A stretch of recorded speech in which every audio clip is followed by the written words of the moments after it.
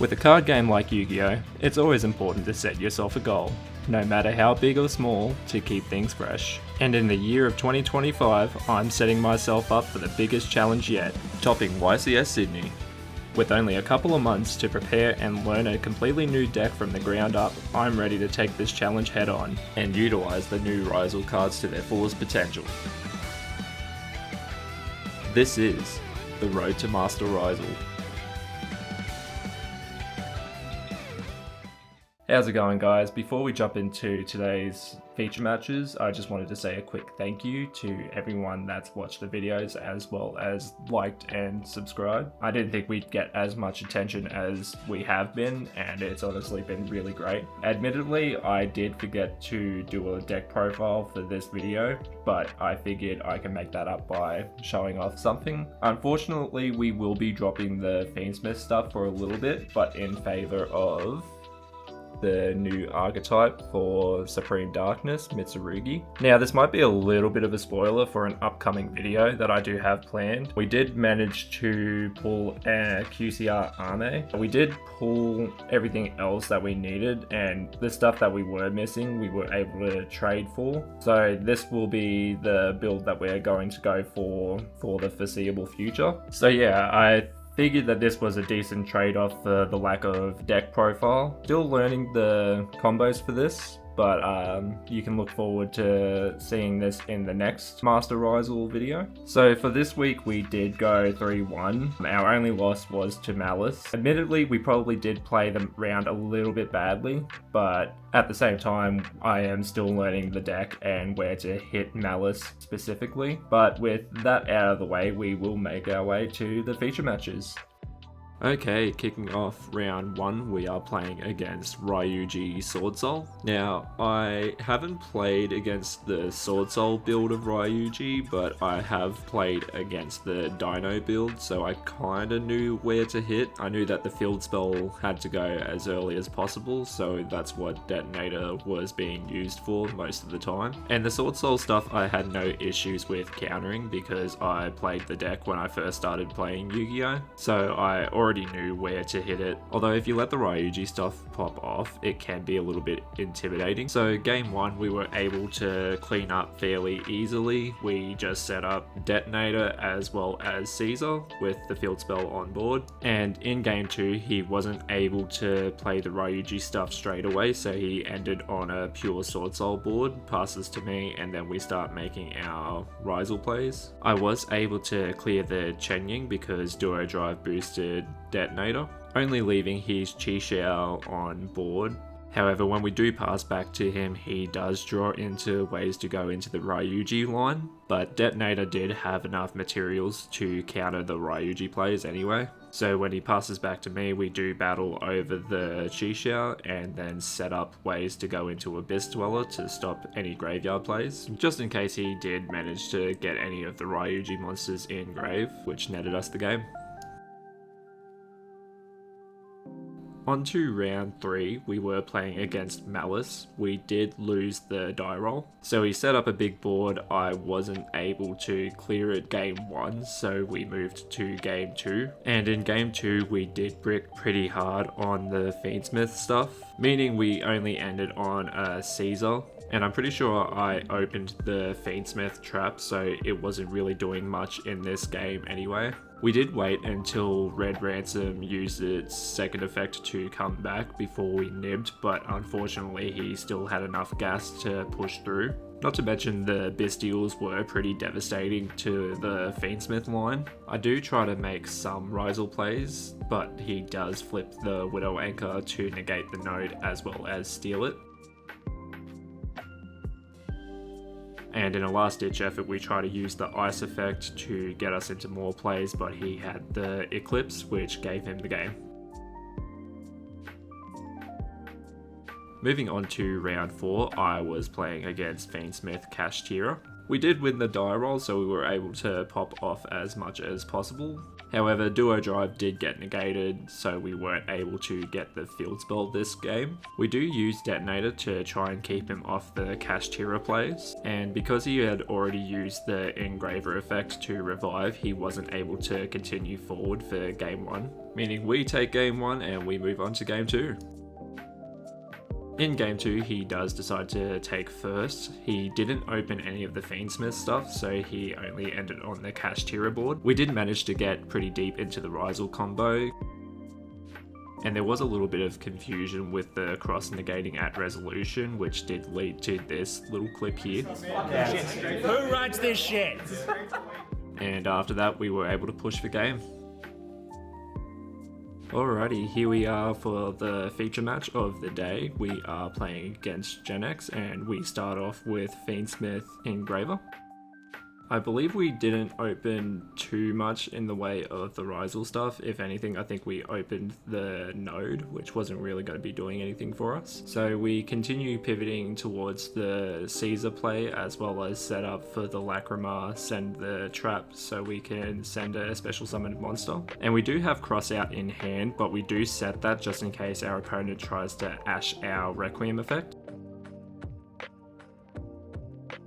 So at this point we only have one answer for controller, because I know that keeping them off their Link 1 pretty much cripples the deck unless they have specific plays around it. So I feel like this is a pretty correct end board to leave off with without having the Ryzeal cards in hand.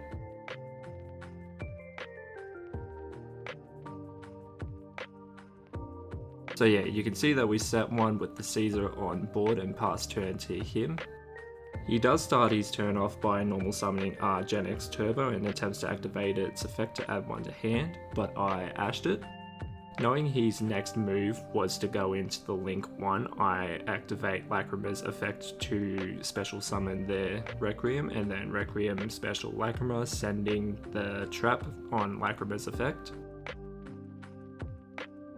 Again, just to apply pressure, and considering he's already used his normal summon, keeping him off the Link 1 will cripple him heavily. And as you can see, he does go into the Link 1. We do activate the trap effect, sending the Desiree, and then Desiree effect will send the controller.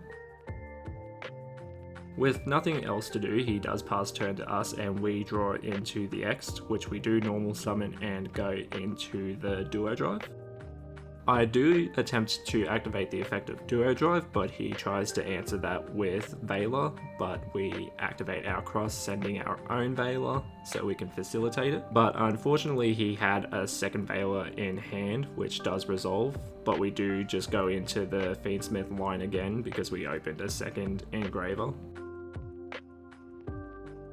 So at this point we are trying to make Desiree just because we would have game on board thanks to the Duo Drive attack boost. And we aren't too worried about Nibiru because of Caesar, but then again he could have had Imperm in hand. However, I felt that it was a pretty safe line anyway.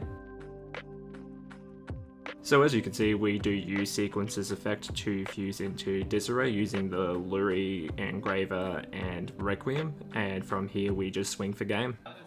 2-7, 2-8 and 2-8, so that's 56, 28.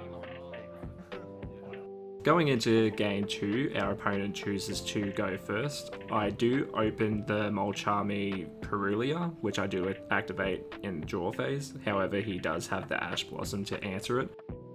From here, we don't have too many forms of interruption, so our opponent just plays off, which is pretty scary because once Gen X takes off the ground, it does end on a pretty mean board, and you will see what I mean once he does finish his combo. So as you can see, he does manage to get the Link 1 on board, which he then normal summons the Power Planner. Power Planner searches him Birdman, and he does follow that up by normal summoning Turbo. Turbo will search him another card, and this is just really the cycle of the deck. It's just continuous normal summons until they eventually start digging into the extra deck. So I won't bore you too much with the combo unless there's something big that comes on board, which you will see Herald of the Arclight does get synchro summoned here.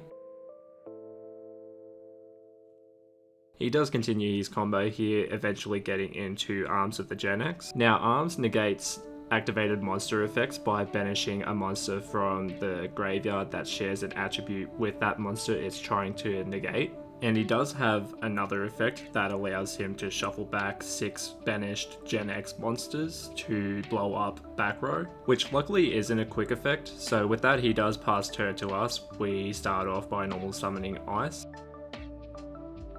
We do attempt Ice's effect, but he uses Veiler. However, we do clear up a ruling here because Herald of the Arclight banishes any monster sent from the hand or deck, meaning that Veiler would not be able to activate. So we do get the Ice special summon of X, and we do attempt to activate X, but it gets negated by Herald. We then go special summon of Sword, attempt to activate Sword, but it gets negated by the Gen X Synchro.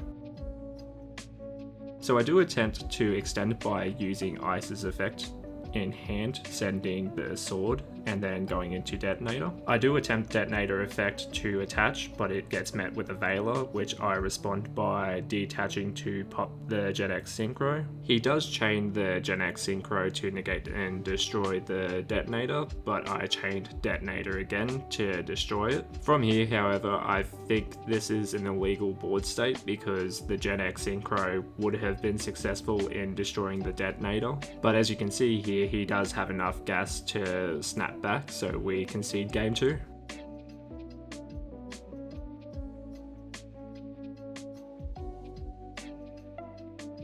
Moving on to game 3, I do decide to take first, and we do start off our turn by activating the effect of Engraver to search for Tract, and then Tract will search for Luri. This time we do have enough Ryzeal names in hand to get into some of the Ryzeal stuff, but I did want to set up the Caesar just in case he had a Nibiru waiting for me. And again, we wanted to also set up the Lacrima play, because so long as we keep them off the link 1, we pretty much just win this.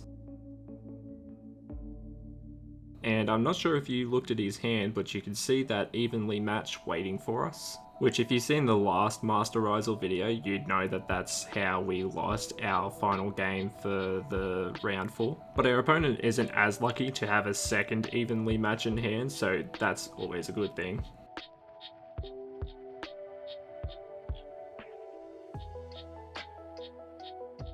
So as you can see, we go into Caesar from here, protecting us from Nib. Our next play was to activate Bonfire, searching out the X, and then normal summoning the Ice. Luckily we did go for the normal summon of Ice because our opponent had Contact C, which special summons itself to the board, locking us out of the extra deck unless we used it as material. So luckily at this stage we weren't locked by any of the Ryzeal cards, so we just linked the Contact C and the X off for a closed moon, meaning that we were free to continue playing.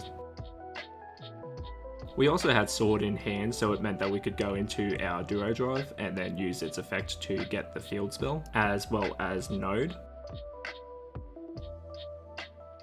I do go ahead and activate the field spell and then follow that up by special summoning the Node. Using the Node's effect, we sent the Duo Drive and then targeted our Sword. Just in case there was any chance of being bestialed, we always go for Sword. Although I did make a mistake by not sending the aggregator with the additional X in hand, so I went ahead and attached the Duo Drive that was engraved.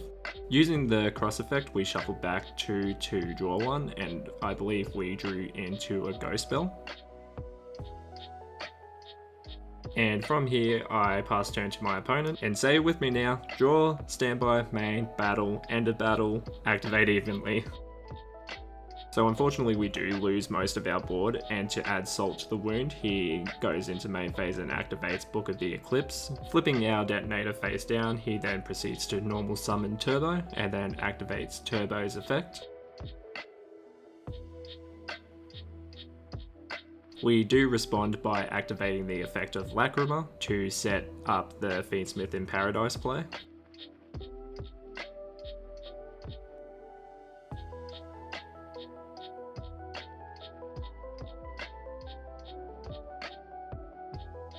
And like a book you've read 1,000 times over, of course my opponent links off into the controller.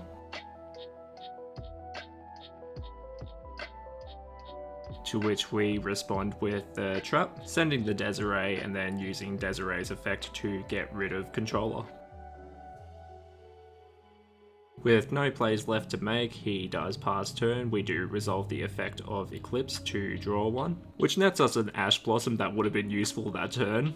The turn passes over to me and we do draw into ice. My opponent asked me if I had a way to go for game, to which I responded yes, showing him that I had more than enough engine to go for game, meaning that we cleaned up for game 3.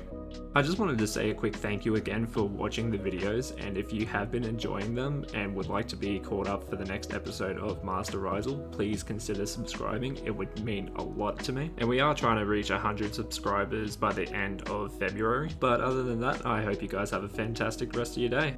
That's game.